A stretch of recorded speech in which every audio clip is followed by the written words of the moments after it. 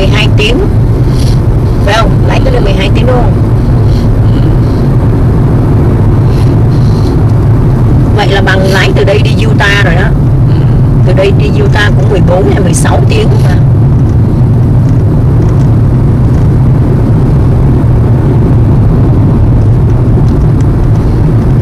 Thôi đi tối là đừng có thâu nữa, không có gì đâu. Công đẹp rồi. We're leaving New Mexico. We go to enter the Texas. Texas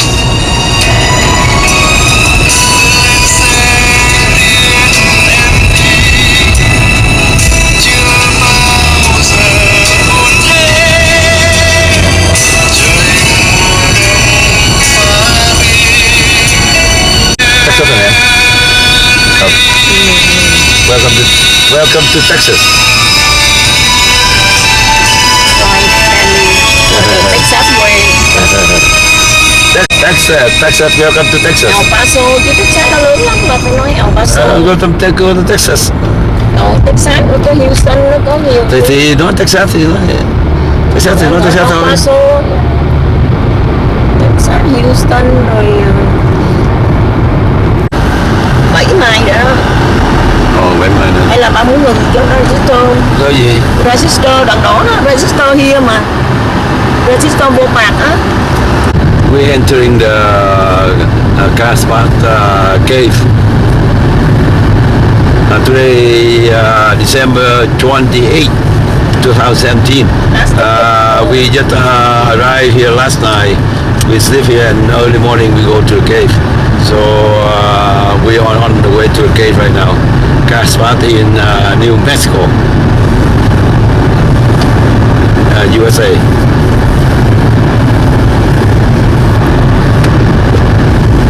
Chắc trưa nó không nóng đâu. Sáng thì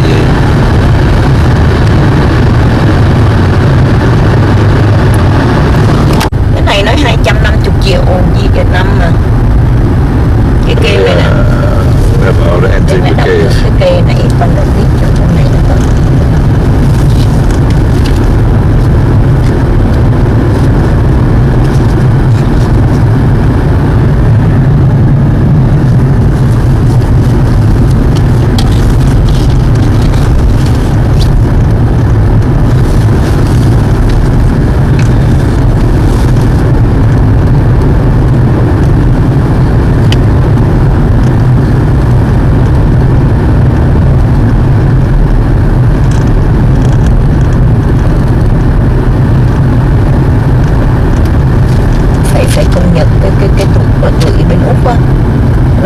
Nó làm cái đôi giày này rất là tốt. Chừng nào mà anh có ý anh mua một đôi cái ớt nè, ớt bút này nè, cái chân nó ấm ơi là ấm luôn. Tự nó dùng bằng cái lông của con cừu á, cái con ship bên đó đó.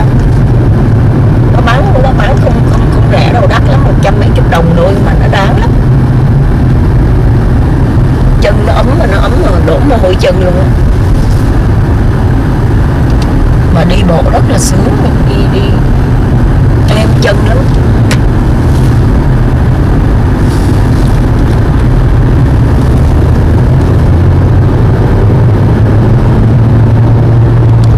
Way dưới below the mountain here.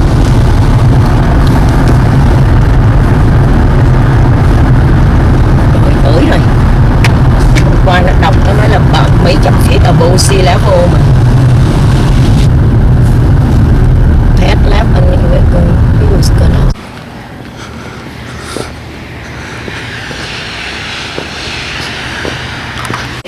Now we go to the cave. Okay. Cái đó là cho mấy người già ta đi elevator, còn mình đi bộ được. Ủa đâu cô đâu. Đằng kia kìa, em trên đằng kia rồi bà thấy tại đây nó.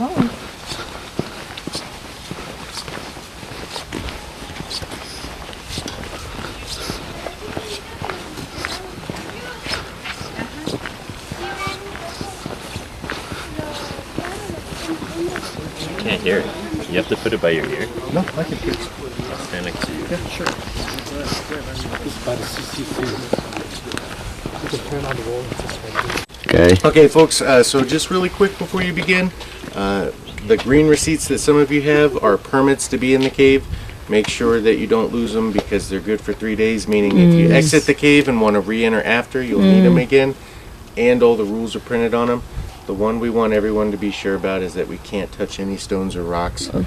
You can take pictures, shine lights, but when we touch the oil of our skin darkens and damages them, so watch out for that. Sure. The trail itself goes down 80 stories. It's steep in some sections. The last restroom before you start's right there. The next one's all the way at the bottom, so prepare for at least 45 minutes to an hour between the two. Only water can be consumed on the trail, and finally, please whisper in the cave. Even talking like this can be heard about a quarter mile away, so think of others around you and whisper, okay? All right. Thank you. Folks Thank go ahead. you. How about the bath down there? Or no more? Unfortunately, they're migratory, so they are gone for the winter. They'll be back in the spring. Okay. Okay. Thank you. So when they are coming back, they all go, they fly in a bunch of them. And that will be neat to see, huh? At what, what month, you have any idea? Come again? What month they're coming back? They'll last year or earlier this year, meaning they came back around March. Okay, thank you. Okay, thank you. Các bạn đây hả? Mà, Đi tới đây nè, chờ flashback. Cái này nó phải đây nha. nó xuống cái kê dưới này nè. Mấy người ta đi toilet, nó bao nghe nói là last toilet ở trên đó.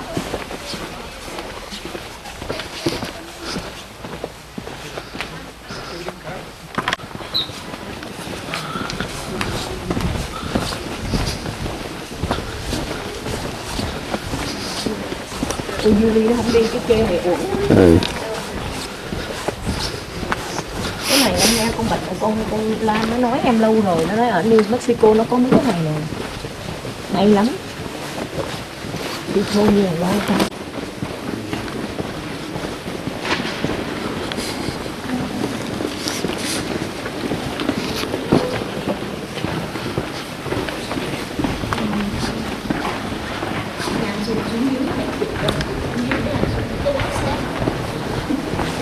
Để chụp video của em.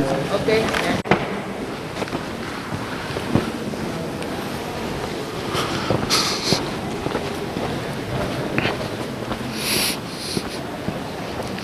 Mr. Cave. Nãy thấy lát lên xuống, bà đi lên trên, bà đứng cho ngồi đó này. Thôi có gì đâu em, không gì đâu. Số đẹp lắm á bà. Nice.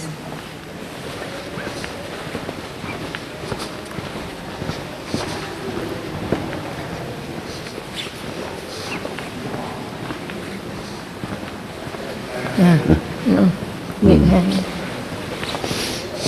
Chụp ra ngoài trời đẹp hơn.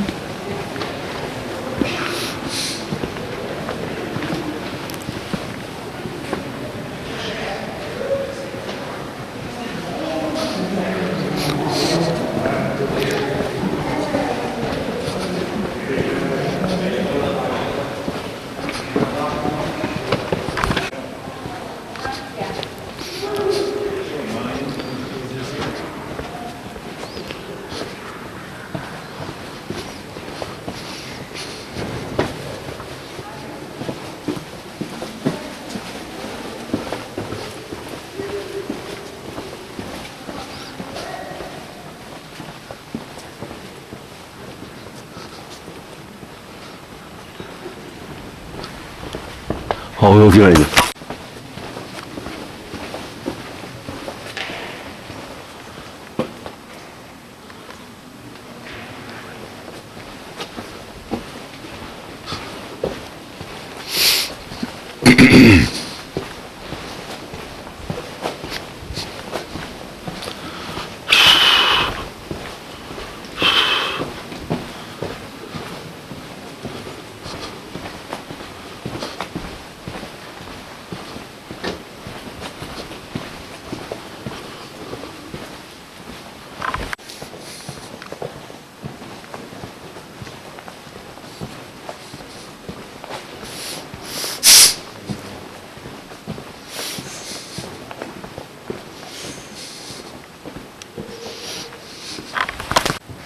don't see things. You just get used to the flashlight.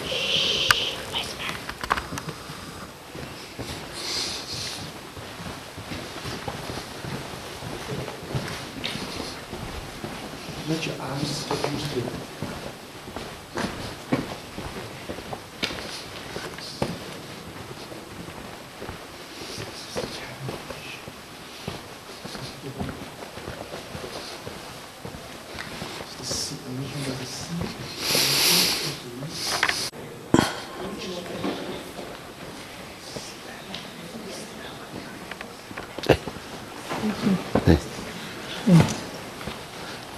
Chỗ này nó có đường nghe sao mình không mua đường nghe ta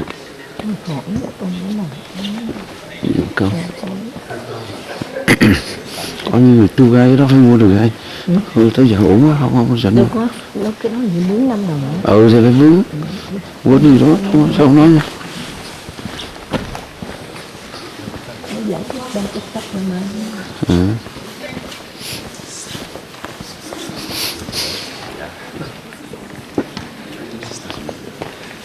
đi té cái nhà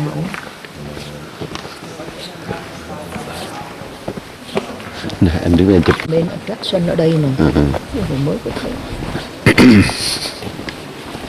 chúng tôi đang xuống là bao đâm được cân cái đó cái chamber chị nào lên cái này em nhiều thật cây. em Chắc là hay là có thể đi lên được không biết chắc ra chỗ khác chứ nhưng mà sao nãy có người đi lên bằng cái hướng này hồi xưa mình lên hướng này chụp lại cái floor đó là nó bằng mấy cái football field the biggest in the world mà bởi vậy nó mới được UNESCO UNESCO là phải dễ không nó phải có cái gì cái của mình là kia đâu có như cô đâu có không có Động Phong Nha có bà Động Phong Nha có UNESCO Động Phong Nha bà đi tới nó để cái size bự thiệt bự trên cái núi nó khác cái size UNESCO anh không nhớ hả bây giờ Sơn Đồng thì không biết làm sao đi này khó quá cái dài này đau chân sao đau chân tại vì đi ra trước mình sẽ phải đấy đâu là con em ôi bắt đầu này tại sao mấy cái tụi minor đó nó vô đây nó làm nó bẻ hết rồi đây là cái này thôi nguyên miếng của ta nó bẻ hết rồi ai này làm mấy đứa làm mai hồi xưa đó hả? Nó bẻ rồi ở bên Việt Nam vậy mà hay nha nó còn nguyên rồi ba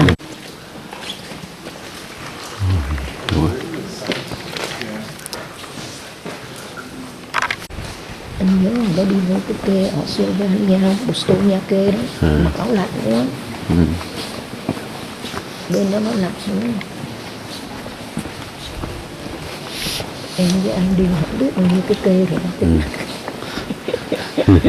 kê nào cũng vô một cái kê ở ấy là cái kê ở bên Lebanon gọi là gì nhớ không cái gì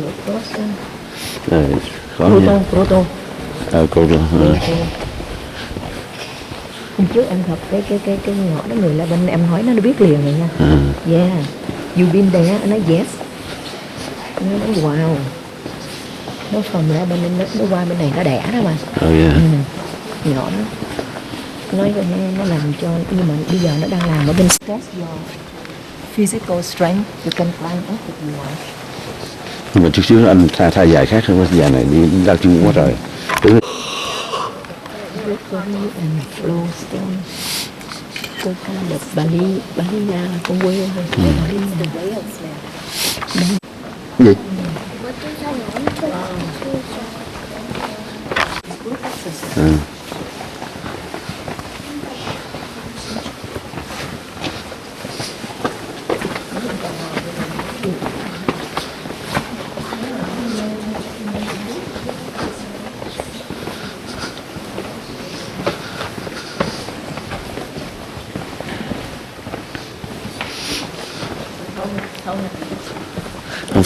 không thấy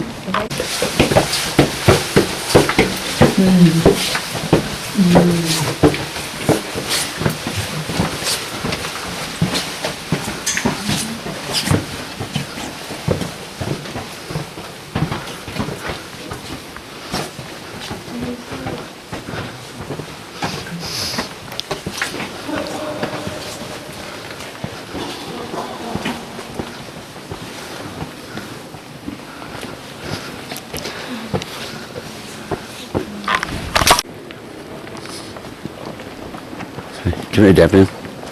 Đẹp quá. Cái chém này rộng lắm nè, chém này rộng lắm nè. Dạ.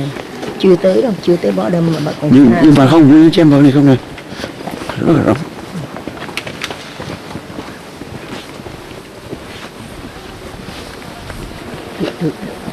tụi Mỹ nó very nó làm hay á. Nó đi vô thôi để nó lấy tiền mình cũng đúng.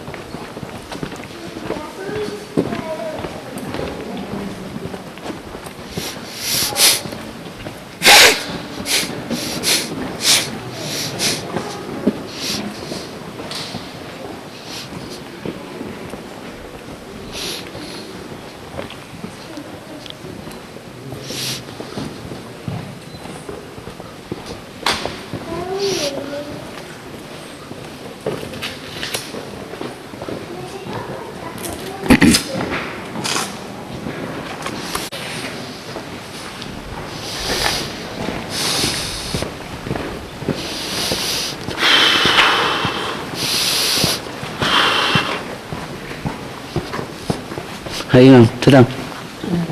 Lại ngon này nhiều nó chưa qua quân vô đó. Thích cái này, yêu này, yêu này. Chứ đứng cả ngày đó, cứ đứng vậy không biết có đứa nào tới thay thế.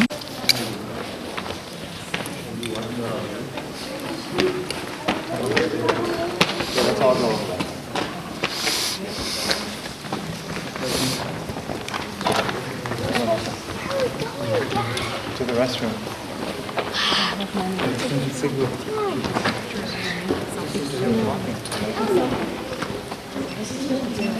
Thì có nhiêu thôi, nó không nhiều hết.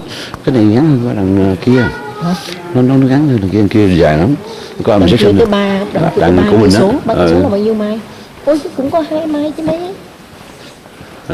Ba cái số chưa tới 2 mai, cái này nó tới 2 mai mấy lực mà ba. Đẹp quá, đẹp quá. Ồ, chỗ đẹp quá. To me, when you're taking geography and stuff, all that stuff in school, you have to be able to. Cái chỗ này thì nó không nó cao quá, không đứa nào lấy được. This one is a bigger room in Carlsbad in New Jersey, New Mexico, in USA. The bigger room in among all cases.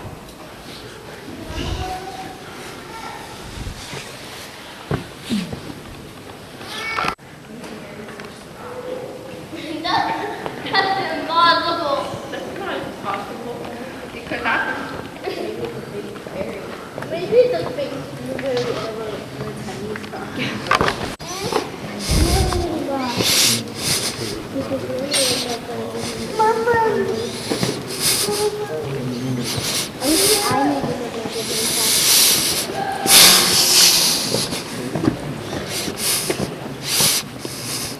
Nè, đứng này chụp hay nè. Cái này.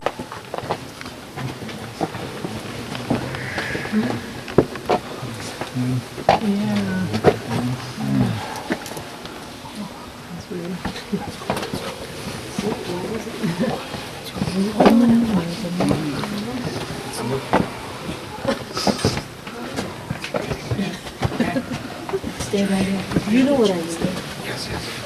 Okay. Tông lại thế này. Hay hả? Nó hay thiệt chứ. Wow. Nó để cho tự nhiên đó. Xem là... Quá này. Fairyland. Đẹp thiệt. Fairyland thực hay thiệt chứ. Why? Why? Anh chấm cái này là hay hơn pha lại mình á. Top con cover stuck la mai nè. Nhưng mà không biết nó còn rô nữa không ta? Chắc không rô nữa đâu hả? Cái nước nó không có, nó bị khô quá rồi. Anh thấy cái này hay hơn là thằng pha lại của mình em. Hay hơn. Cái trên phần là white à. Cái này nữa hay thiệt, bây giờ tụi UNESCO nó công nhận nó unique á, nó không có giống cái mấy cái khác đâu. Quá hay. Anh sẽ đi lại nữa, anh sẽ đi nữa, quá hay. Bông đứng đó mẹ chụp cho anh đóng nè. Bỏ cái máy hình. Ok đâu. Hay quá. Đẹp quá rồi đâu. Đi nữa. Wow.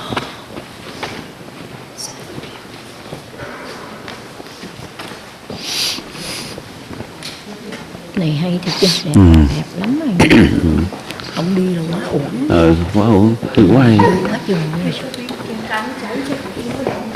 Đây là cái Vô đây. nhưng mình đi vòng này, vòng này đất nữa.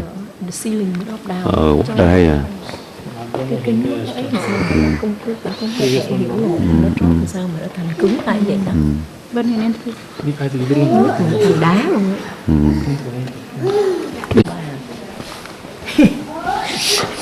Để cho bà 10 bà đem đẽo vô bà đẽo cũng không được. Đừng có nói bẻ bằng tay. Anh là thích mấy kê mà vô đây là the best. Quá đã. Đẹp thiệt chứ. Đẹp hơn pha đây. Phải nhận nhận đẹp hơn pha đây, quá đẹp. Cái formation của nó different. Ồ, quá trời đẹp luôn à. Ôi hay ha, cái này có nước đưa lên xuống dưới nè. Ở đây cũng nhiều, có cái kiểu nhiều cái đó. Nó gặp nhau, stuck là mà đèn. Sebentar, ini rencana.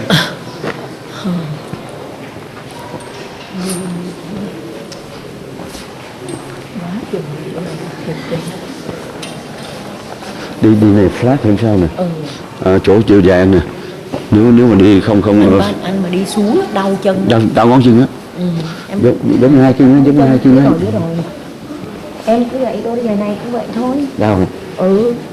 Không, nhưng mà chừng nào chuối mũi cái mà nó đau. Nhưng mà tại vì móng chân hơi dài. Không phải, tôi không phải chân. Móng chân em dài nó bị cấn chứ cái gì hết.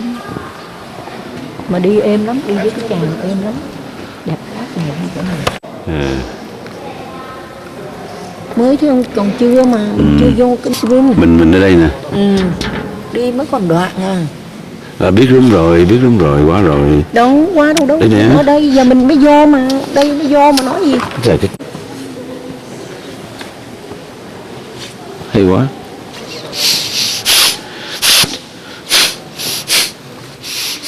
Hay ha, cái này hay thiệt chưa? Cái này phải xếp phần đó.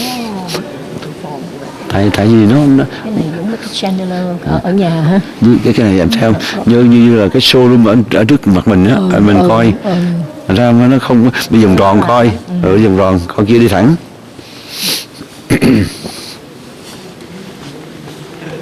Nó thích bao nhiêu triệu năm nó mới mọc lên vậy được, thấy không? Nó mới drop xuống kiểu đó hay quá trời luôn. Mà nó ngộ hết, cái formation nó ngộ lắm.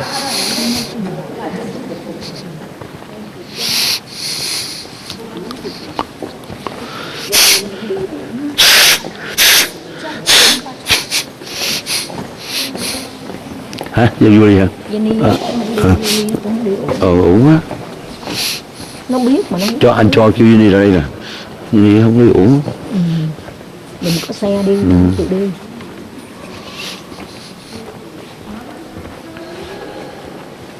Thôi, còn đây nữa nè.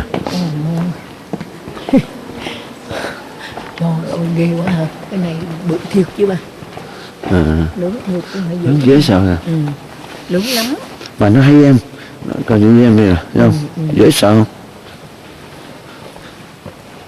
Cái này nó đáng UNESCO đúng. Nhưng mà cũng có thể đó, nước này nè. Ôi, nước trong đó rồi ha.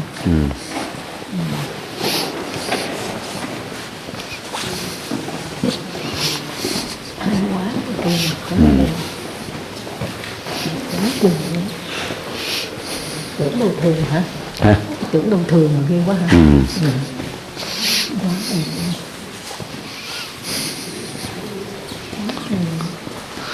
Anh trước khi anh này mo trên expect á, anh tưởng thường thôi không có gì. Ngon quá.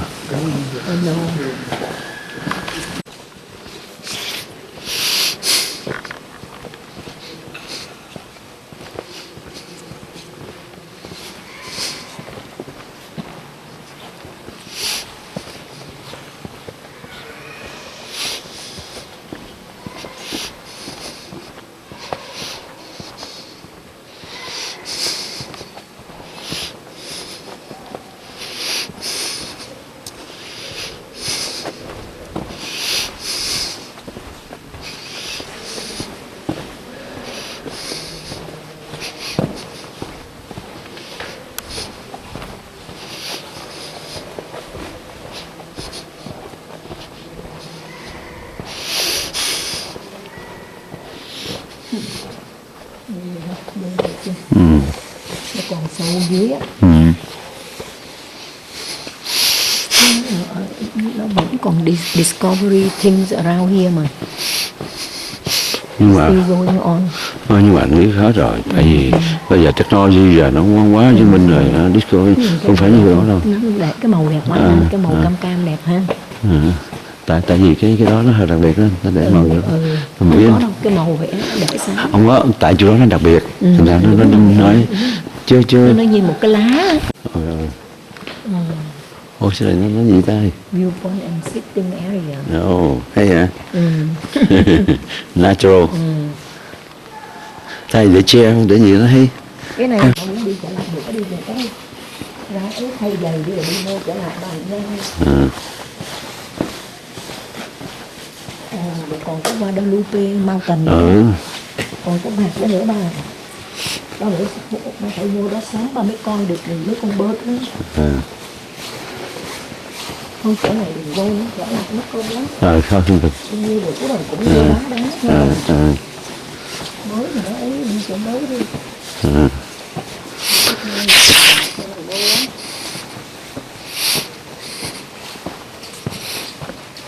Bây giờ là ngày 28 rồi hả?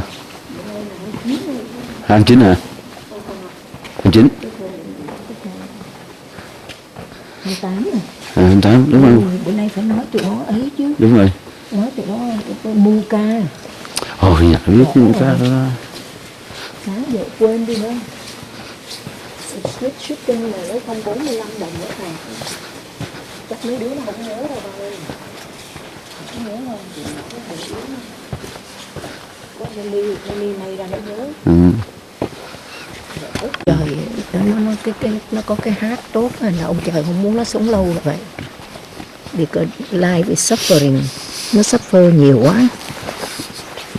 Ông thích nó ở quê sớm cũng là đúng. Để cho mọi người chưa biết đó là ôi trời ơi, cái chỗ này ghê quá rồi. Vậy nó làm này cao sợ rất. Nó người ta sợ ta trồn ra. Nhưng nó hay lắm. Nhưng mà nếu compare thì anh thích này hơn. Mẹ cũng thích cái này hơn. Cái đặc biệt. Nhưng mà Julie nó đi summer đó, cái gió đó, nó làm nó tạt cái sen nó giống như cái quê vậy, nó đẹp, nó hay chỗ đó bà. Với lại gió nó tạt cái áo nó bay lên, chứ bây giờ làm sao anh làm cho cái áo nó bay lên được, thấy không? Em nghĩ cho tụi nó chụp hình nó có cái nó thổi đó, nó có cái máy thổi bài. Em biết nó trả biết thật bao nhiêu tiền cho thằng photographer đó. Nhưng mà once of your lifetime, đúng không? Cái đó nó cái tiền cái nồi mà stainless steel của mẹ đó mà mẹ ngâm trong nước lâu nó bị bay màu hết rồi. Cái nước nó oxidize vào. Cái nước nó có axit chứ. Bởi vậy khi nào bà để ý coi nước mưa đó, người ta phải rửa xe liền là nước mưa nó oxidize cái tên. Ba làm sửa nhà mà ba không biết thôi.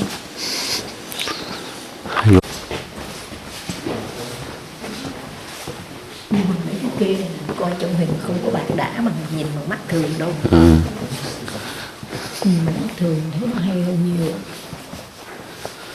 Đừng thì coi trong hình chụp như là đá vậy.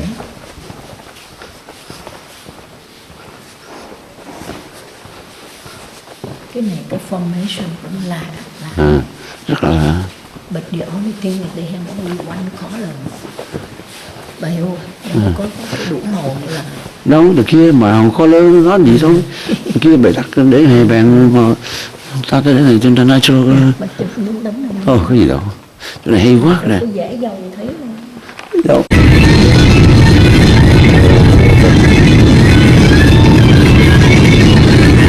Today is December 29, 2017. We left the hotel at the Akabaki. So now we head to Taos. Past Santa Fe. Taos. The Tao dedicated to Indian original Indian about 1,000 years ago, before American established United States of America in this land. So that the oldest village in America. So we had to rent out. We arrived here in Santa Fe, the capital of New Mexico State. So we around 1 hour to right town. We see around here most of village for the Indian people.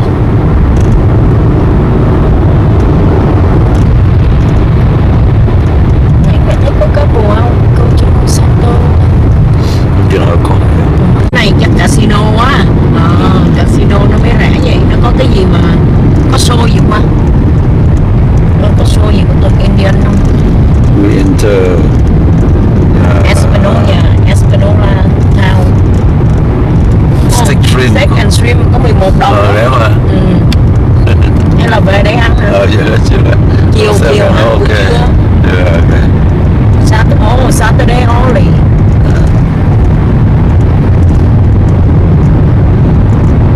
Giờ nhà cửa cái này đó. Hai nhỏ nhỏ thôi.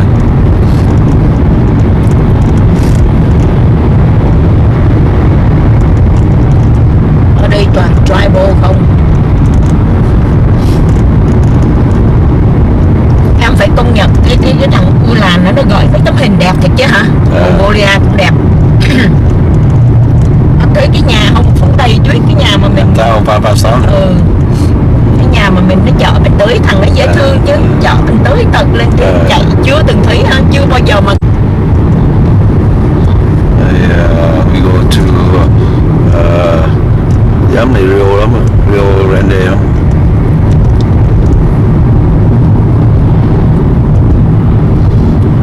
Ballerina.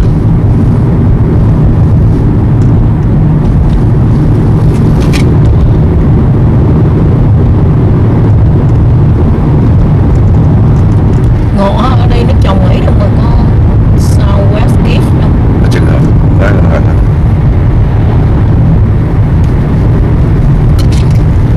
Chắc nó trồng nho được sau có winery. Mission. Mission, yeah. Trời ơi, museum của mấy bà nhìn đó. Museum của mấy cái cây, mấy cái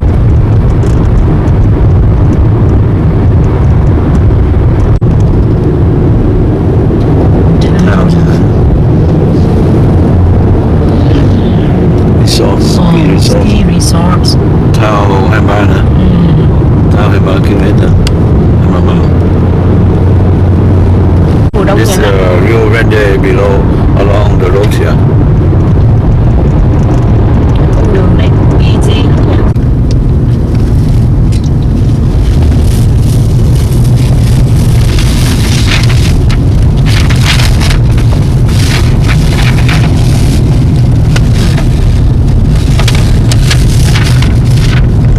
Đâu rồi. Now we go to 570. Chỗ cái shop này kia nè. Mà không để 570 mà.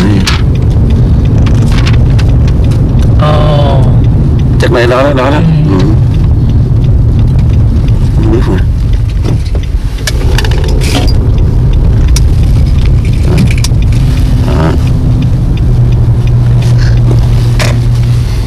Zero mile.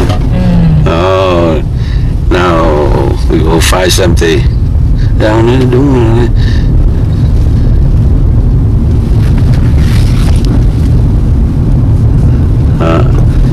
Indian people, yeah, live here.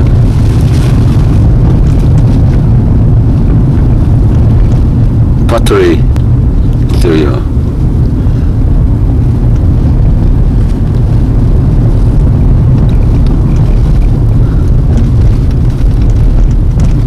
Nhà cửa về toàn đá không sống không cái đời. Đây này, cái gì gọi nó nè. Rio giọt.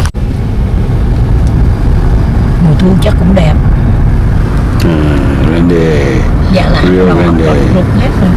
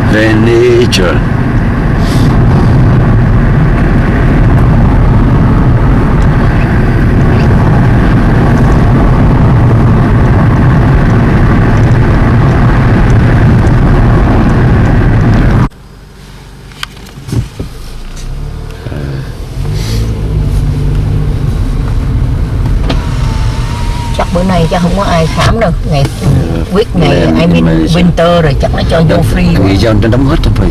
Tại đằng kia đóng đó. Đúng rồi, chắc New Year nó đóng New cửa Year. hết à. Treo nè. Đó, cái treo của nó đó. Những cái campground summer người ta đi nhiều rồi nó có activity. Mùa này nó nghỉ hết, là nghỉ lễ hết rồi bà. Giống buổi sáng á, cái buổi sáng á. Không có người làm, nó đâu có mở cửa gì, với lại vắng khách nữa. Summer nó rực rực thì nó làm giống kiểu ở bên Alaska vậy. Summer nó đông. Mà cái cây này khô mà nó đỏ đỏ trên cái ngọn ngộ đó cũng đẹp ghê nha. Nó đỏ đỏ trên cái ngọn đó là thôi đừng ấy, tôi đừng mẹ quay cho bà. Thôi đừng, này nó công công quẹt quẹt mà tay chạy cái này mà bắt lệch một tay lái một cái là mệt lắm mà. Campground. Nó không có good đâu. Nó chặt tay lái mà bên kia một cái là chỉ có văng thôi. It's not that good. Thấy không, cái đường này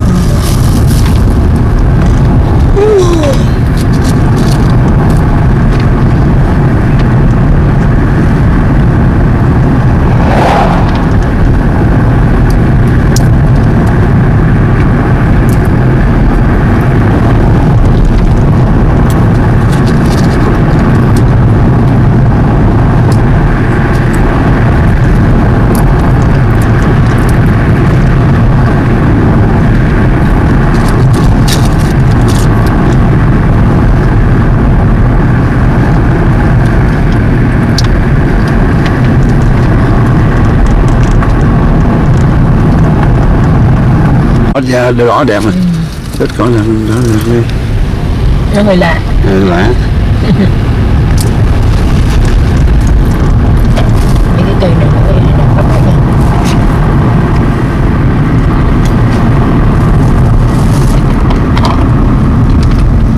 There you parking. Water holding. Rồi đó, bắt đầu đỡ rối rồi đó. Chưa.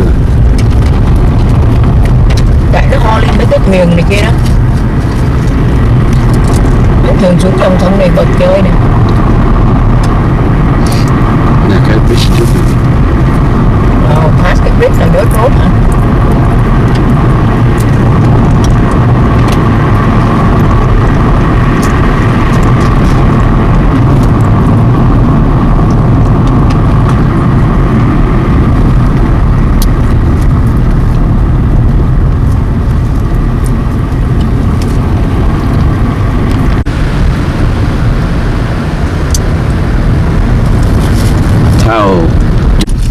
Thao Junction Bridge này. Cái này là chỗ nó là recreation thôi.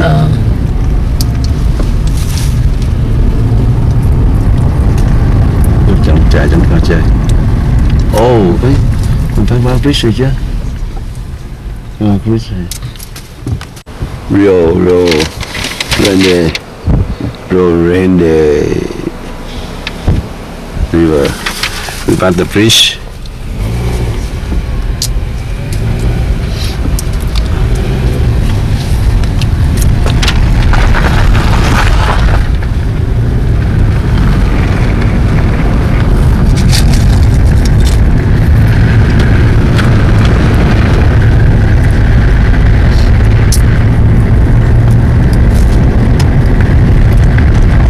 Rốt như cái rốt mà đi.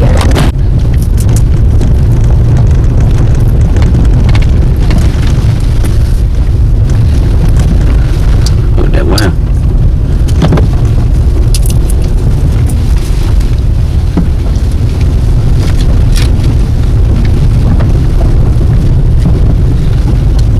Bên này giống cái đường mà mình đi ở á, ở gì á, ở bên Mễ á, cái đường mà leo lên trên cái núi ban đêm mà bể một bánh xe, nhớ không? Đẹp ghê nha.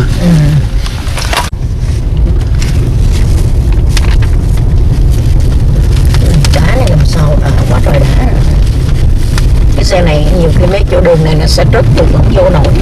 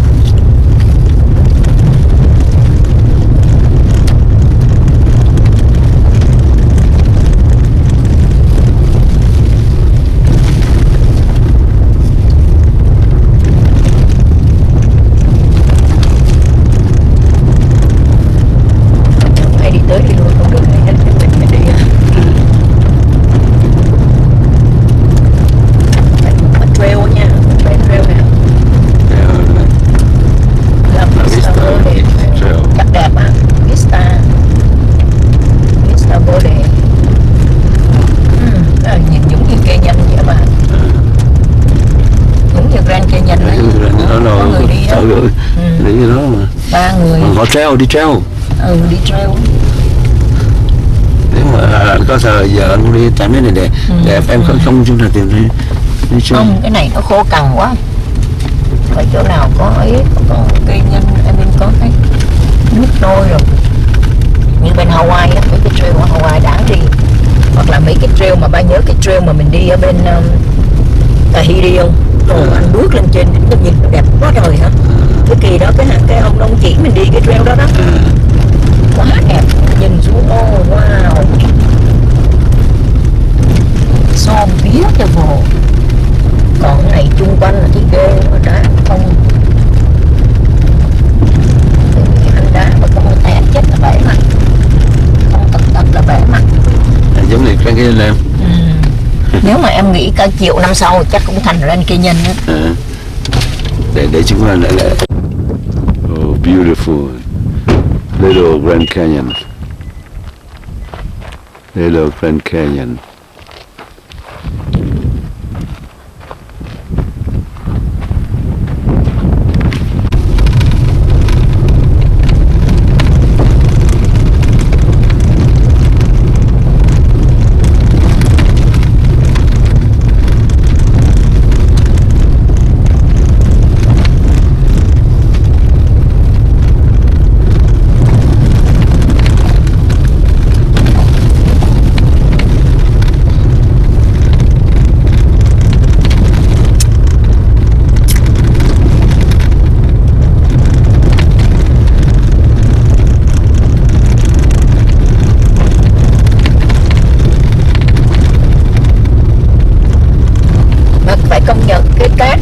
Safari thì nó lại khác hả?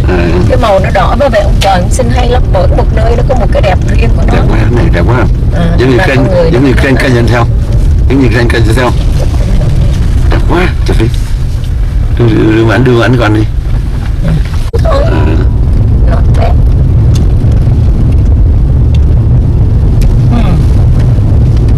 Trên núi thôi có tuyết với trên nó đó nha.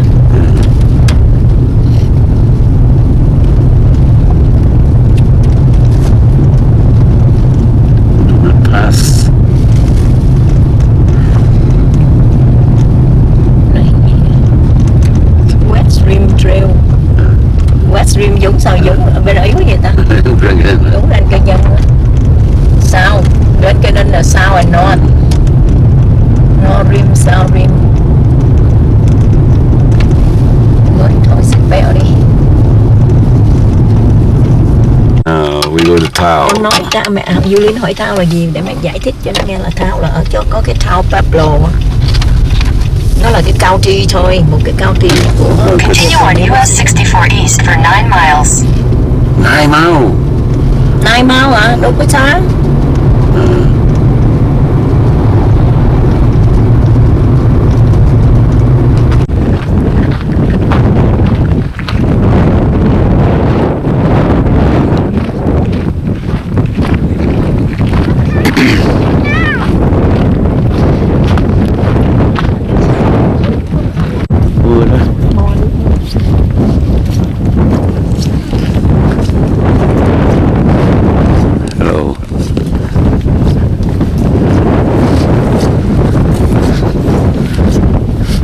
Khô cạn có nước gì đâu.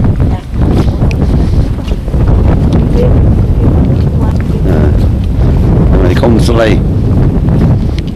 Kia con sleigh. Có nước em ơi, có nước.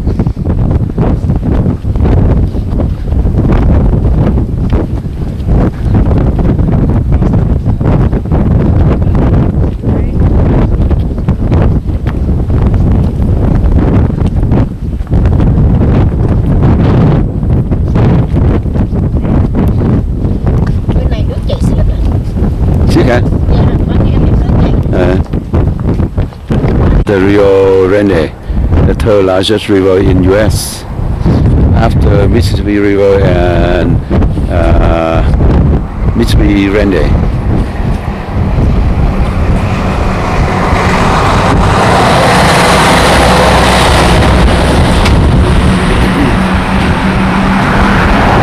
Mấy đó là hai đào đi anh.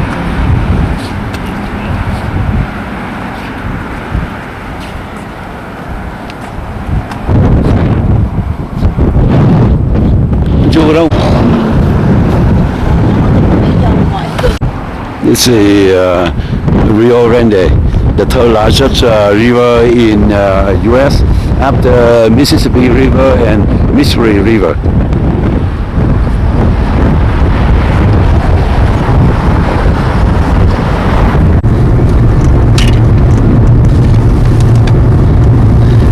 We're heading close to the town right now. After we pass the George Bridge.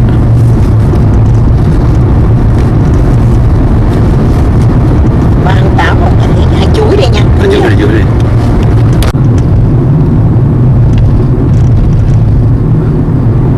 Phải đúng rồi, okay.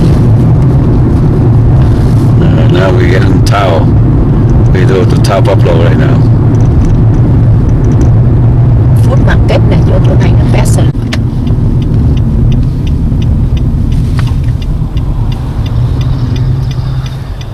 Peacock Land. Lại Peacock hay là đây không ta? Đây không ta? Community của tụi nó. Hồi xưa Nó để là 1000 years of tradition. Over 1000 years of tradition. hồi đó là ở đây hả? Please respect the Tao Pueblo community.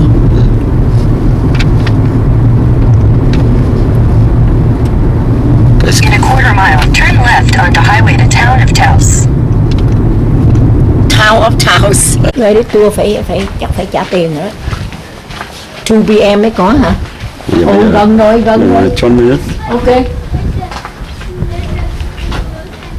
Rát chút bà trả tiền vậy tôi đi qua bên kia phải register. Tao Pueblo.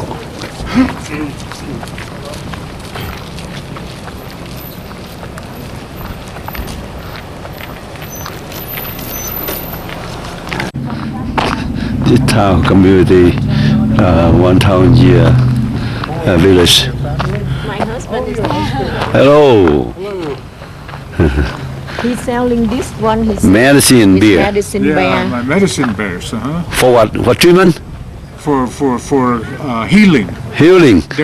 They're healing stone, and the medicine bundle is for good luck, good health, Bán mắt and của tôi strength. 25 rồi. Oh, look nice. Thank you. Yeah. Yeah. I walk around first. Yeah, Thank you. Enjoy now. Yeah. Huh? You wanna take picture in front of me? Okay. Cái này cũng ngộ lắm. Cái làng này nè. Xin lỗi nhảy. Dreamcatcher. Dreamcatcher. Cái này nè. Vô trong tiệm này người bán cái gì? Cái này cái nỏ hay cái gì? Rồi một lát canh. Đừng có miss cái chua của nó bà. Nó giải thích mình dễ hiểu luôn. Nó bán đồ hay gì á? Fibergrass that comes from like Montana, Canada. A certain section of it where it grows is smells good. Nice, huh? Yeah. Ôi 40 đồng ở cái giá này nó mấy cái bình này đẹp. Put in bear fur on this side here. Ôi cái bình này 260 đồng. Oh, yeah. Mắc quá. Không có rẻ đây coi mấy cái đồ. Old village.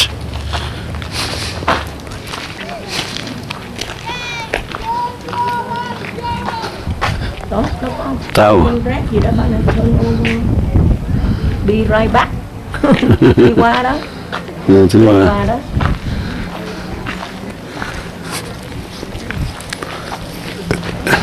Nó ở gì đó có bao nhiêu lần chắc lát nó thế nào nó cũng nói à.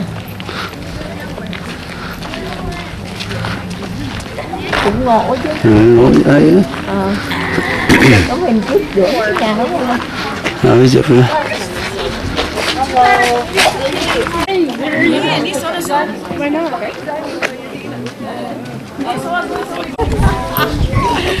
Like to take a photo of an individual from our tribe, just ask for permission first.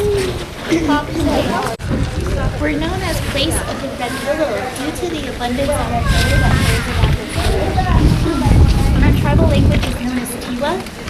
Taught through the parents and the grandparents of the children, it isn't recorded or written in any way. And they also teach the language within the Taos Pueblo Day School, which I'll get into further detail about later on the tour as well. In 1960, Taos Pueblo was designated as a National Historic Landmark and placed on the National Register of Historic Landmarks in 1966. In 1992, our pueblo was honored by being put on the UNESCO World Heritage List for the unique and cultural value of our home. So right behind me is the St. Jerome Church. It was built in 1850, and it's one of the newest structures to our village. And it's named after our patron saint, which each pueblo within Mexico are appointed patron saints, and ours just so happens to be him. So he's a patron saint of archaeologists, technicians, students, and librarians as well. And you can follow me inside.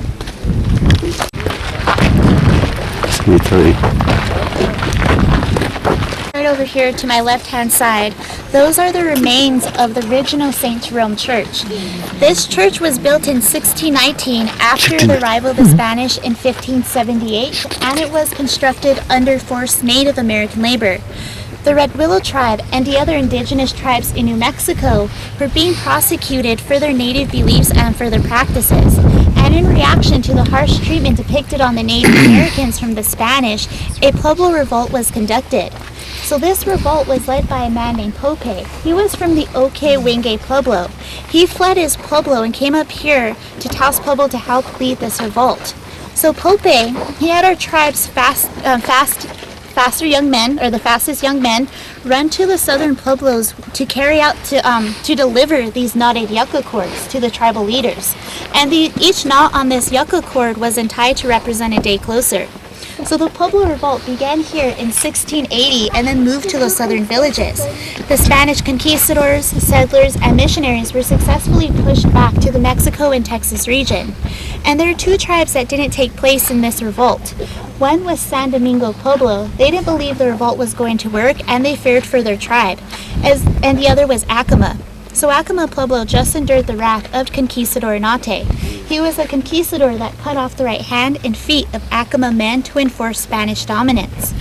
Well, for about 12 years, the Native Americans in New Mexico lived in peace until 1692, when the Spanish started to settle in this area, which this time is known as the Reconquest. During the Reconquest, this is when borders were established to define the tribal land from the town land, which all started in the plaza. And this is a time where the Spanish community and the Pueblo community were trading amongst themselves. They're trading other different goods like hides. They're also trading pieces of land for other resources.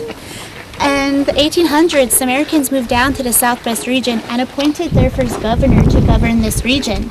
So his name was Charles Bent. Charles Bent and his men, they're cruel to not only the Native Americans in this area, but also to the Spanish.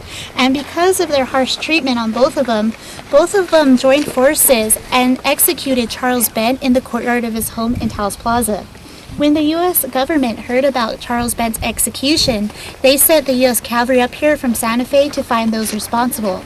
They found 7 of our tribal leaders and hung them in the Taos Plaza. Afterwards, the cavalry came up here to this village and bombed this church with cannons. During the time of the bombing, there were 150 Native American women, children, wounded men, also wounded Spanish men that took sanctuary in here. The rest of the tribe fled up into this mountain and also the surrounding foothills for safety. And sadly, no one within this church survived the bombing. The only pieces that remain are the saints and the santos, which were taken out of this church and placed into the newer one after construction, and also the bell from this bell tower was one of the remaining pieces. This bell was brought here from the Spanish in the late 1600s. So all 150 people after the bombing in 1847 were buried in the interior side of the church. The rest of the courtyard was utilized as a cemetery. And between that time and now, we use the cemetery, well, not any longer because it is full, but we have another cemetery about a quarter mile away from this village where we still hold the traditional burials. And those traditional burials is us being dressed in our Native American attire, wrapped up in multiple blankets and placed back into the earth without being placed in a casket to rest. And if you look at these crosses, you'll notice that most of these crosses have Spanish last names. These names were appointed to us by the early Spanish missionaries as well. Are there any questions? Yeah. The cannons that were shot, are they still here, or are they biodegradable? The cannons? Yeah. I am not exactly sure where those cannons are today. Yeah, that's a really good question now. What is the relationship between Spanish-speaking people and Native Americans today? Is it a close one, or is there some friction? Yeah, so throughout the years, we found a lot of relations between our spiritual religion and the Catholicism religion. And that's how the dual religion was created, because the second time that they came here, during the Reconquest, the Spaniards came here in a peaceful manner. They wanted to teach us about Catholicism instead of forcing it. And so that's how our Pueblo people learned about the Catholicism religion. And such is our language. Some of the elders from the town, the Spaniards, they could speak some Tiwa, whereas we have Spanish words too for words that like apple is the same way in Spanish, and there's just other words that are like that all throughout our language. Within the community, you still using Tiwa language to communicate? Yeah, Tiwa language is the dominant language of this Pueblo. Oh, okay. And there's two different forms of Tiwa. There's Tiwa spelled with an I, and there's also another form of Tiwa spelled T-E-W-A, which the other southern Pueblos speak. So there's 4 tribes that speak the same form of Tiwa: Hickories, Isleta, Sandia, and us, that all speak the same form. All right, we can go on this way.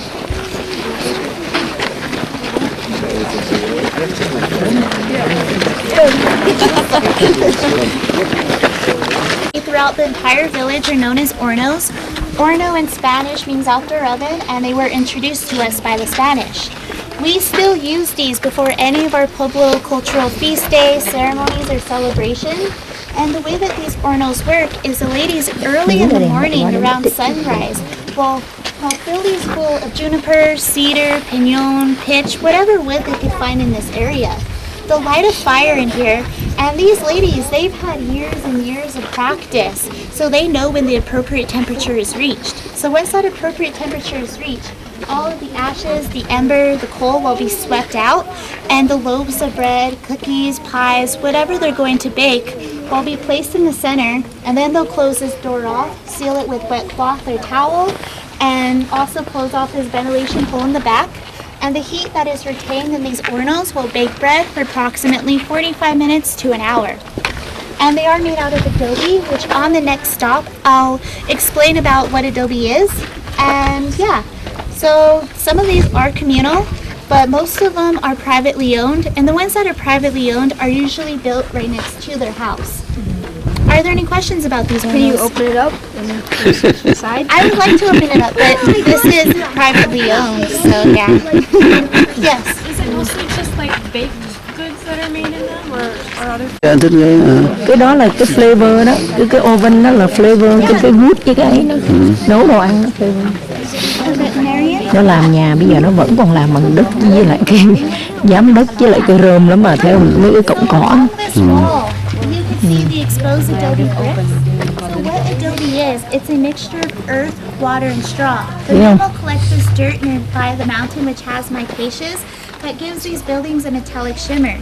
So this dirt will then be sifted through these metal screens. Once it's completely sifted, they'll add the water and straw to make this adobe mixture. This mixture will then be poured into these wooden molds that will dry in the sun for about 2 to 5 days depending on the weather. Once they're completely dried into adobe bricks, the men will start to stack and bond each brick together with the same exact mixture. And to get the smooth finish on the walls, more adobe is plastered over these bricks, and this adobe plaster protects the bricks from all types of weather. So once the walls are formed, they'll place vigas on top of that, which is this large timber here on the ground. So the viga is placed, and then on top of the vigas, they'll put latillas, which latillas are smaller wooden poles.